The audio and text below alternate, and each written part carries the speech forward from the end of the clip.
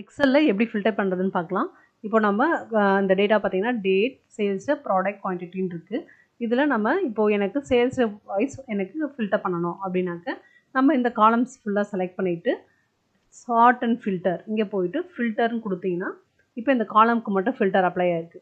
So நம்ம இதில் போய் எந்த டேட்டா வேணும், இப்போ மனோஜ் வேணும் அப்படின்னு சொன்னால் இந்த செலக்ட் ஆல்லேருந்து ரிமூவ் பண்ணிட்டு மனோஜ் மட்டும் டிக் பண்ணால் மனோஜோட சேல்ஸ் மட்டும் நமக்கு காட்டும். இதே மாதிரி நம்ம எல்லா காலம்லேயும் அப்ளை பண்ணிக்கலாம். இப்போது நான் இந்த டேட் காலமுக்கு இப்போ இது மறுபடியும் கிளியர் பண்ணிடுறேன், செலக்ட் ஆல் கொடுத்துட்றேன். ஸோ இப்போது ஃபுல்லாக எல்லாமே செலக்ட் பண்ணிட்டு மறுபடியும் சார்ட்டில் போய்ட்டு ஃபில்டர்னு கொடுத்தீங்கன்னா அந்த ஃபில்டர் இருக்கிற ஃபில்டர் போயிடும். ஸோ திரும்பவும் நம்ம ஃபில்டர் கொடுத்தோன்னா அப்ளை ஆகிடும். ஸோ இப்போ பாருங்கள் டேட்டு, சேல்ஸ், ரெப்பு, ப்ராடக்ட், குவான்டிட்டின்னு வந்துச்சு. இப்போ நான் ப்ராடக்ட்டில் எனக்கு லேப்டாப் மட்டும் பார்க்கணும் அப்படின்னு சொன்னால் செலக்ட் ஆலில் போயிட்டு ரிமூவ் பண்ணிவிட்டு லேப்டாப் அப்படின்னு கொடுங்க.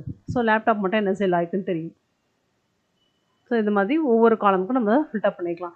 இப்போ நமக்கு எல்லாமே வேணும்னா எல்லாத்தையும் செலக்ட் பண்ணிவிட்டு திரும்ப ஃபில்டர் ரிமூவ் பண்ணணும்னா ரிமூவ் பண்ணிடலாம். ரிமூவ் அப்படின்னு கொடுத்துட்டோன்னா போய்டும். ஸோ எல்லாமே வந்துடும். தேங்க்யூ.